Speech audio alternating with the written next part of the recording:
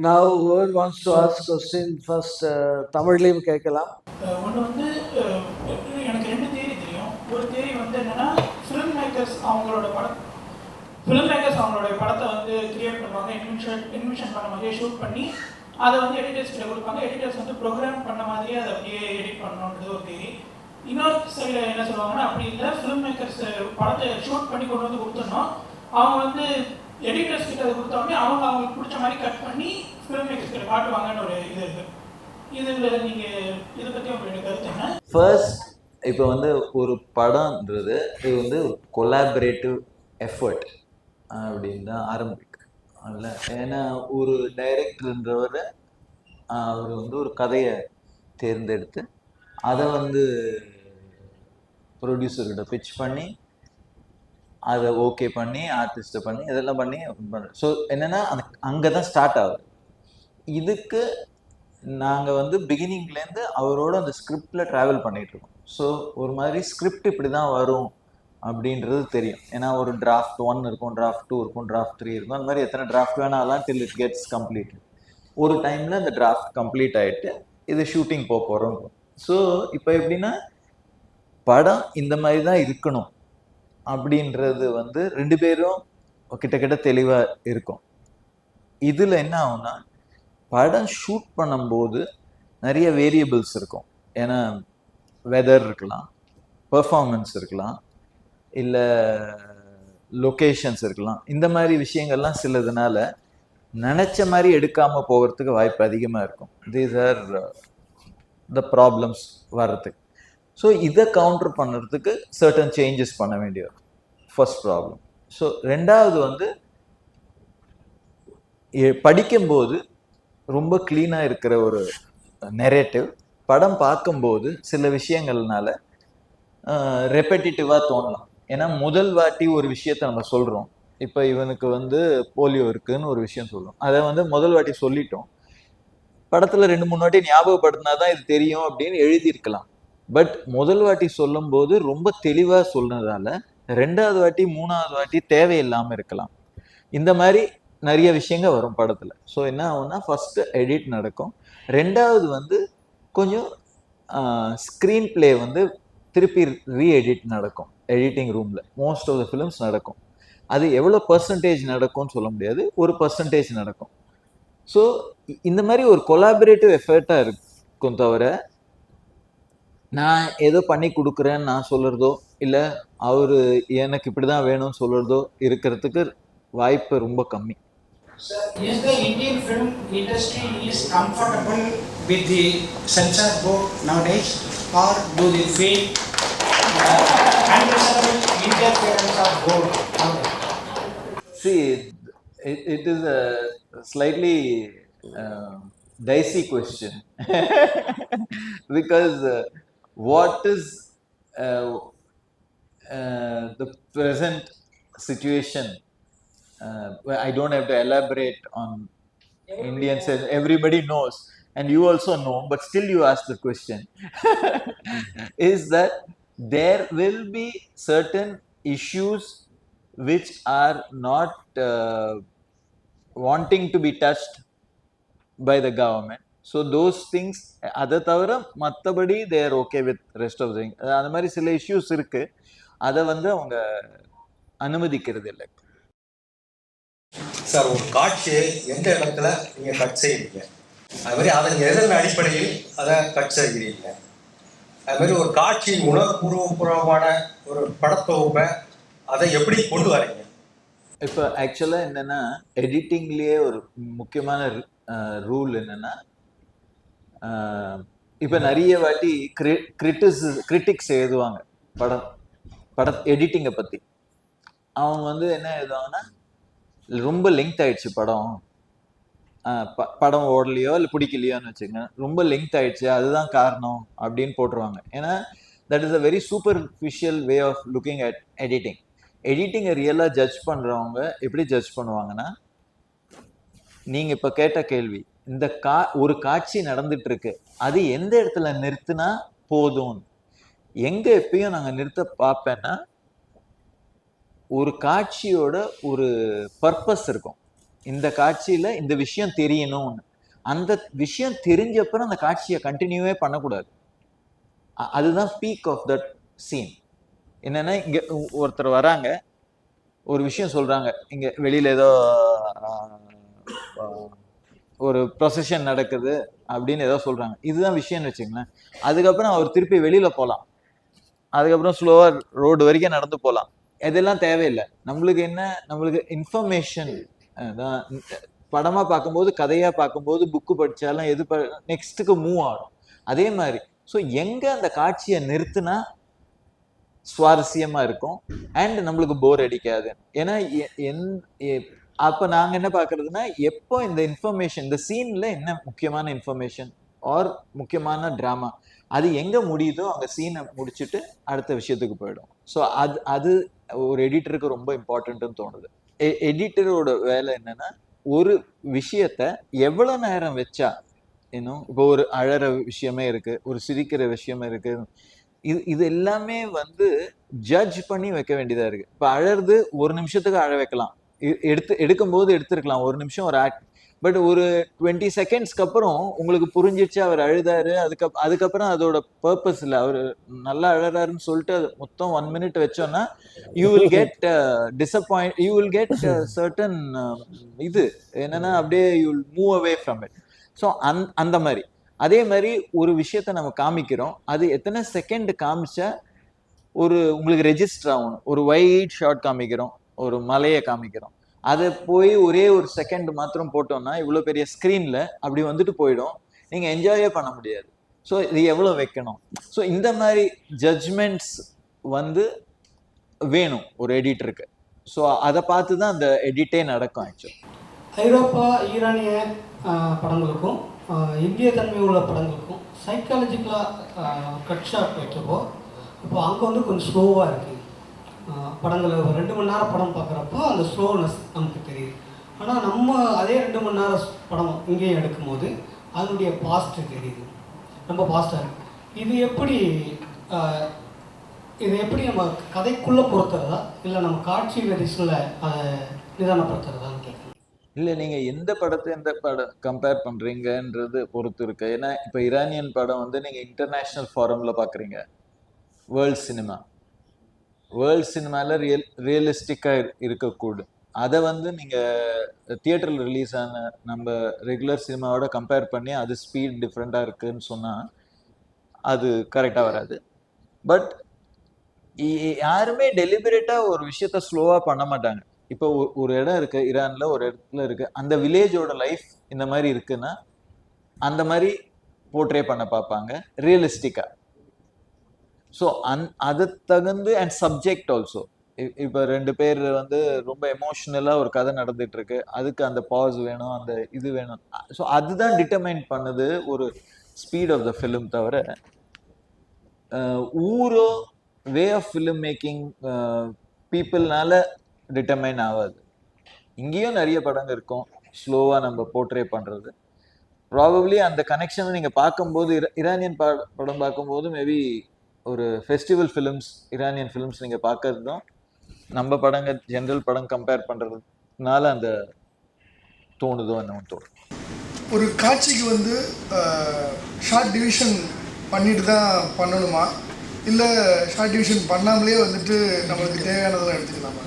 இல்லை ஏன்னா சில பேர் வந்து கரெக்டாக இத்தனை ஷாட் ஒரு சீனுக்கு வந்து 10 ஷாட் அப்படின்ற மாதிரி பிரிச்சுக்கிட்டு பண்ணுறதுனால உங்கள் டேபிளுக்கு வரும்போது இன்னும் கொஞ்சம் எக்ஸ்ட்ரா இருந்தால் நல்லாயிருக்கும் அப்படின்ற மாதிரி தோணுமா, இல்லை கரெக்டாக ஷார்ட் டிவிஷன் பண்ணிட்டு பண்ணுறது தான் நல்லதா? சரி, ஆக்சுவலாக எப்படி வேணால் பண்ணலாம். பட் தெளிவாக இருக்கிறவங்க ஷார்ட் டிவிஷன் பண்ணிட்டு பண்ணால் ஸ்மூத்னஸ் அண்ட் ஆக்ஷன் கண்டினியூட்டிஸ், அதுக்கப்புறம் கோரியோகிராஃபி ஆஃப் சீன்னு சொல்லுவாங்க, இதெல்லாம் பர்ஃபெக்டாக இருக்கும். நீங்கள் ரேண்டமாக எடுக்கணும்னா it's almost like multi game வச்சுட்டு நிறைய ஆங்கிள்ஸ் எடுத்துக்கிட்டு அப்புறம் எடிட்டிங்கில் பார்த்துக்கலான்னு. அப்போ என்னென்னா ஸ்டேஜிங்னு சொல்கிறாங்க. படத்துக்கும் தியேட்டருக்கும் என்ன டிஃப்ரென்ஸு? தியேட்டரில் ஒரு ஃப்ரேமில் பார்த்துட்ருக்கீங்க, எல்லாமே இங்கே நடந்துகிட்ருக்கோம் தியேட்டரில். நான் சொல்கிறது ட்ராமா தியேட்டர் அந்த மாதிரி. அதே சினிமானா there is a certain staging. அது வந்து it's not theatrical, it can move with people. இது நீங்கள் வந்து ஓரளவுக்கு பிளான் பண்ணாதான் அதை எடுத்துகிட்டு வர முடியும். நீங்கள் எல்லாமே எடுத்துக்கணும்னு சொன்னால் அது வரவே வராது. ஒன்லி ஸ்டாட்டிக் கேமரா வச்சு தான் எடுக்க முடியும். ஸ்டாட்டிக் கேமரா வச்சா ஒரு டைமுக்கு அப்புறம் wide shot, close shot, suggestion, இந்த மாதிரி ஒரு ரெகுலர் பேட்டர்னுக்குள்ளே விழுந்துடும். Then you don't explore the beauty of cinema. It becomes a random thing which it's like a theater. Only thing you go closer and back, but it doesn't really improve your style. So I think planning for a director is very important, I think, so that he can get some movement, which means the characters and the place and the ambience all move in tandem to create a sequence. இப்போ நீங்கள் பிகினிங்கில் சொன்னீங்க சினிமாவுக்கு வந்து content ரொம்ப முக்கியம்னு. இன்னொன்று சொன்னீங்க Indian சினிமாவில் வந்து 5 to 10% தான் சக்ஸஸ் ரேட் இருக்குங்க. ஸோ இந்த 5 to 10% சக்ஸஸ் ரேட்டில் உங்களுடைய அனுபவத்தில் எந்த ஃபிலிம் இண்டஸ்ட்ரி, அதாவது எந்த ஸ்டேட் இல்லைன்னா எந்த language film industry content wise Indian cinema வந்து ஜஸ்டிஃபை பண்ணதான் நீங்கள் நினைக்கிறீங்க? எல்லா இடத்துலையும் கான்ஸ்டண்ட்டாக இந்த பர்சன்டேஜ் தான் இருக்கும். பட் சம்வேர் கொஞ்சம் கண்டென்ட்டாக எடுத்துகிட்டு வர்றது, அவங்க லிமிட்டேஷன்ஸ்குள்ளே எடுத்துகிட்டு வர்றது, ஐ திங்க் மலையாள இண்டஸ்ட்ரி ஐ ஃபீல் கொஞ்சம் நல்லா பண்ணுறாங்கன்னு தோணுது. ஏன்னா அவங்க வந்து எந்த டாபிக் எடுத்தாலும் அந்த அந்த இடத்து அவங்க கல்ச்சர் அதுக்குள்ளே எடுக்கிறாங்க. அதோட லிமிட்டேஷனுக்கு தான் ஷூட் பண்ணுறாங்க. They are not shooting something for beyond the I mean budget or any thing. So நம்ம வாக்இன் பண்ணால் அந்த படத்துக்குள்ள அந்த இடம், அந்த கல்ச்சர், அதை பற்றி கிளியராக தெரிஞ்சுக்கிட்டு வெளியில் வரும். அதனால I think they're probably making better ஃபிலிம்ஸ்னு தோணும். இதுக்கு முன்னாடி இந்த ஜென்ரேஷன் வந்து எடிட்டிங் பேட்டர்ன் வேற மாதிரி இருந்துச்சு. நான் பழைய படங்கள் அதிகமாக பார்க்கல. ஸோ சில எக்ஸாம்பிள் மட்டும் சொல்கிறேன். For example Balu Mahendra sir படம் எடுத்துக்கிட்டா அப்ரப் கட் இருக்கும்.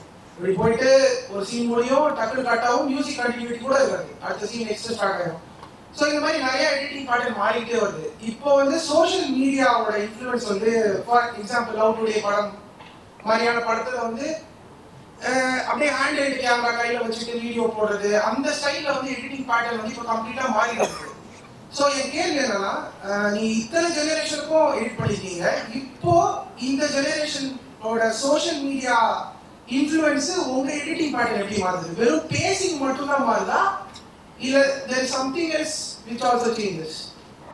ஆக்சுவலாக என்னென்னா, இப்போ இந்த ஹோல் ப்ராசஸ் ஆஃப் எடிட்டிங் வந்து is depends on each film. So we have to, it's like an invisible thing. You can't have a same pattern for everything I am doing. இந்த படத்துக்கு, இந்த கதைக்கு, இந்த சிச்சுவேஷனுக்கு எப்படின்னு இப்போ யங் ஃபிலிமாக ஒன்று பண்ணுறோன்னு வச்சுங்க, அதுக்கு அந்த மாதிரி மாறும். இன்னொரு ஃபிலிம் பண்ணுறோன்னா வேறு மாதிரி மாறும். ஸோ நம்ம வந்து அதுக்கு தகுந்த மாதிரி அடாப்ட் தான் பண்ணிக்கணும். நம்மளுக்குன்னு ஒரு ஸ்டைல் இருக்குதுன்னு சொல்லிட்டு 10 வருஷத்துக்கு முன்னாடி இந்த மாதிரி தான் பண்ணோம், இப்பயும் அப்படி தான் பண்ண முடியாது, பண்ணக்கூடாது கூட, I think. Because but as a critic maybe certain similarities தெரியலாம். Because every film maker will repeat something, even films directors repeat, maybe editors also repeat some things which they are comfortable with, but it's nothing is done deliberately. So இப்போ இந்த சப்ஜெக்ட்டுக்கு இந்த மாதிரி பேட்டர்னில் போனால் பெட்டராக இருக்கும்னு தோணுச்சுன்னா அந்த மாதிரி போகிறேன். ஸோ அதுதான் த ஹோல் ஐடியா. இப்போ ஒரு சீன் இருக்கும் பொழுது டைலாக்ஸ் நிறைய வரும்போது கட் பண்ணி டைலாக் பேசுகிறாங்க அப்படின்னும் போது ஒரு டைலாக்கும் இன்னொரு டைலாக்கும் அந்த ரிதம் வந்து சரியில்லாமல் இருக்குது. நான் நேற்று ஒரு ஓடிடியில் ஒரு இது பார்த்தேன், சீரீஸ் பார்த்தேன். அதில் ஒரே சீன் தான், ஆனால் ஒவ்வொரு டெம்போ அப்படியே மாறிட்டே இருக்குது. பட் அது ரொம்ப அன்னெசரியாக பார்க்கும்போதே என்னடா இது, இதெல்லாம் கூட பார்க்கலையா அப்படின்னு தோணுது. நீங்கள் எப்படி அதை கம்மாக்ரஸ் பண்ணுறீங்க? I think it's a very valid question. என்னென்னா அதுதான் நாங்கள் என்ன சொல்கிறதுனா டைமிங், ஷார்ட்டுக்கு டைலாக் டு டைலாக் டைமிங். இப்போ ஏன் சில வாட்டி உங்களுக்கு அப்படி தோணும்னா, டைலாக்ல ஒரு கண்டினியூட்டி இல்லைனாலும் தோணும். பட் அது பக்கத்தில் வச்சிங்கன்னா ஒரு டைலாக்கும் ஒரு டைலாக்கு நடுவில் ஒரு பாஸ்ன்னு இருக்குது. நான் பேசுறதுக்கும் நீங்க பேசுறதுக்கும் நடுவுல ஒரு பாஸ். அந்த பாஸ் எப்படி டிட்டர்மைன் ஆகும்னா சிச்சுவேஷனை வச்சு டிட்டர்மைன் ஆகும். இப்போ நம்ம 2 பேரும் சண்டை போட்டுட்டு இருக்கோம்னா குயிக்கா டயலாக்ஸ் போயிட்டே இருக்கும். என் வரி வரும், நீங்க கத்துவீங்க, இந்த மாதிரி. இல்ல ஒரு ஒரு ஒரு விஷயம் நான் சொல்றேன், ஒரு முக்கியமான விஷயம் வந்து சொல்றேன், அதை வந்து நீங்க ஷாக் ஆறீங்கன்னா அதுக்கு ஒரு டைம் வேணும். அதை நீங்க உள்ள எடுத்துக்கிட்டு அதுக்கப்புறம் தான் நீங்க பேசுவீங்க. இது வந்து ஹியூமன் கேரக்டரிஸ்டிக். இதை மனசுல வச்சுட்டு தான் அந்த பாஸை வைக்கணும். நீங்க பாத்தீங்கன்னா அது வி டேக் வெரி ரொம்ப கேர் எடுக்க ட்ரை பண்ணுவோம். என்னன்னா ஒரு ஆள் பேசுறான்னா இன்னொருத்த பேசுறான்னா இந்த சிச்சுவேஷன்ல எப்படி பேசுவான். சில வாட்டி நம்ம ஒரு விஷயம் சொல்றோம், அந்த ஆள் வந்து ரியாக்ட் உடனே பண்ணவே முடியாது நம்ம சொல்ற விஷயத்த வச்சு. அதுக்கு ஒரு சின்ன டைம் வேணும், அப்புறம் தான் ரியாக்ட் பண்ண முடியும். சிலது உடனே ரியாக்ட் பண்ண முடியும். ஃப்ரெண்ட்ஸ் பேசுறாங்கன்னா வேற மாதிரி இருக்கும், சண்டை போடுறாங்கன்னா வேற மாதிரி இருக்கும். ஸோ இதுதான், இது வந்து உங்களுக்கு வந்து கரெக்டா இருந்ததுன்னா அந்த ஃபீலிங்கே வராது, ஏதோ தப்பா இருக்கேன்னு. இந்த டைமிங். ஸோ இவர் பேசினாரு, அதுக்கு நடுவில் எங்க டேர்ம்ஸ்ல ஃப்ரேம்ஸ்ன்னு சொல்லுவோம்.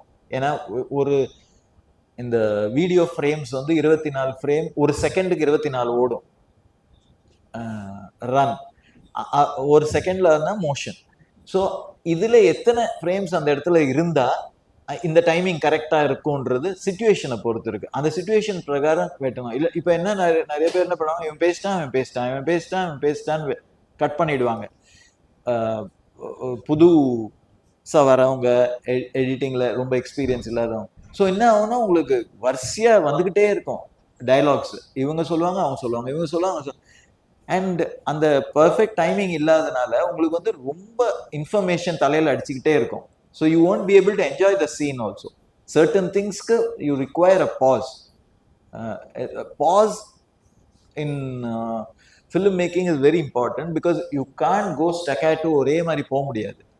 ஒரு விஷயம் இப்போ ஒரு ஃபார் எக்ஸாம்பிள் ஒரு ஃபைட் சீக்வன்ஸே இருக்கு, இல்லை ஒரு சாங் சீக்வன்ஸ் இருக்கு, அது முடிஞ்சதுன்னா you require a little bit of pause because it's also scientific that you're getting in so much information from watching on a screen. On a big screen you're watching, so much information is going on with so many cuts and this and that. You're watching it as one sequence, but there are so many small shots in it, which means in the information பார்க்குறீங்க, face பார்க்குறீங்க, இது பார்க்குறீங்க, light பார்க்குறீங்க, அதுக்கப்புறம் பிரெயினுக்கு கொஞ்சம் gap வேணும் to process the next information. So அதனால we try to follow these things when we actually edit.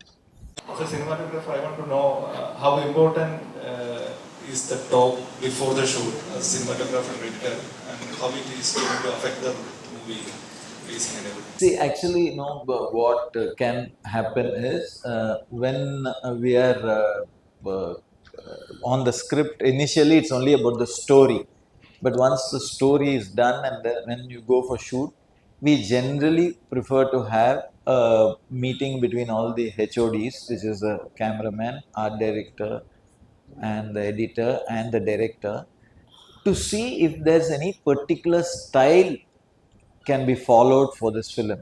Because film is not only about just scanning the shots, but about trying to create a style for the film, no? So if there are two parallel stories which are running, you want it to be starkly different, or you want a particular episode to be a little more pacey because it came at one, or it's a very period thing. So all these things, can have an open discussion.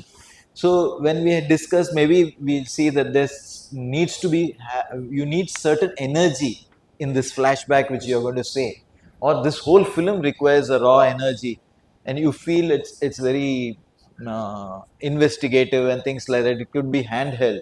These sort of decisions can be made so that everybody is on the same page before the shoot, because director will have his already may have an opinion on this, but you can add to that and also explain to the cameraman will have his own opinion, but we can see if these sort of things will work so that it's more immersive experience at the end of it.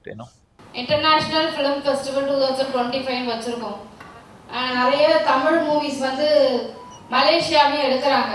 But அங்க இருக்கிற மூவிஸ்லாம் இங்க நம்மளால பார்க்கவே முடியல. But கண்டென்ட்லாம் wise நீங்க சொன்ன மாதிரி editing screen play what ever it's எல்லாமே அங்கே நல்லா இருக்கு. ஸோ அங்கே எடுக்கிற படங்களை ஏன் நம்மளால இங்கே பார்க்க முடியலன்ற ஒரு கொஸ்டின்.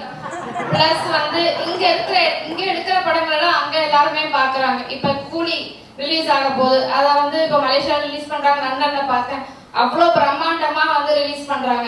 ஏன் அங்கே எடுக்கிற படங்கள் நம்மளால இங்கே பார்க்க முடியலன்ற ஒரு கொஸ்டின். பர்டிகுலர் டைம் இந்த 3 days வச்சிருக்காங்க இந்த ஃபெஸ்டிவல். அதில் இது நானே ஆக்சுவலாக கேட்கலான்னு நினச்சேன் சிவகுமார் சார். என்னென்னா Indian ஃபிலிம்ஸ்க்கு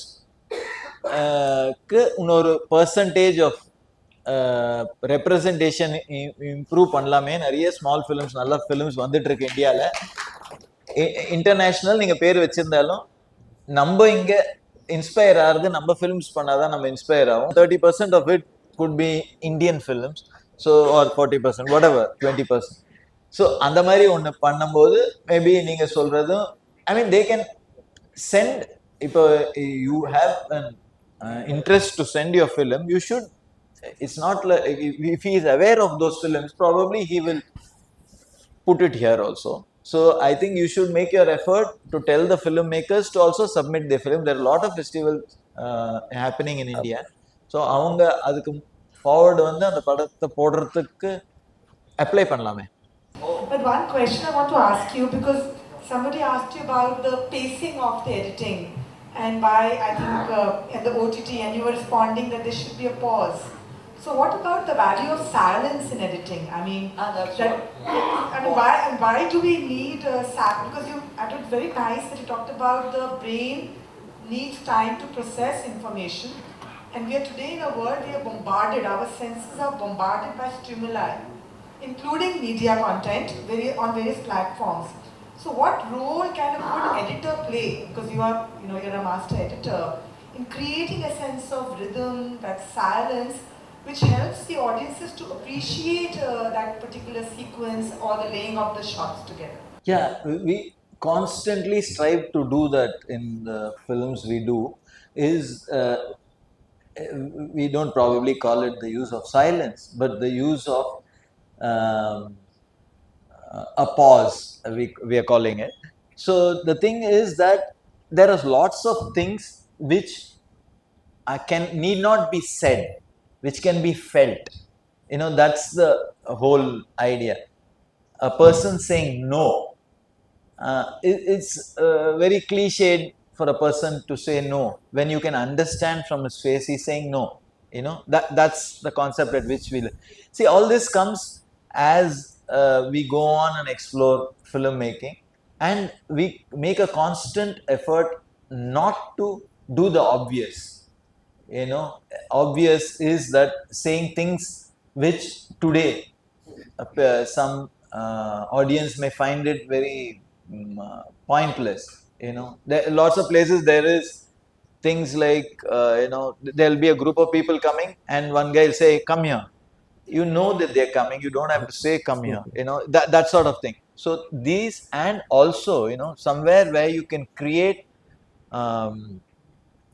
a sense of loneliness, a sense of emotional turbulence without the use of dialogues is what we are leading to in lots of places. But those sort of sequences have to be made, those sort of scripts we have to get for us to explore into that. So wherever we get a chance to do that, and mostly those sort of films are the more realistic sort of films which go to festivals and maybe find their way to the OTT. But in the commercial theaters, it's a little bit of a different question. People are bombarded with background music and bombarded with a lot of high decibel sound to make them even be quiet in the theater, because our people are never quiet. They're always talking. If you give a 5-second gap, they keep talking to each other, saying something. So filmmakers are very afraid to leave silences, so it's a big battle to fight with them to leave silences in theater.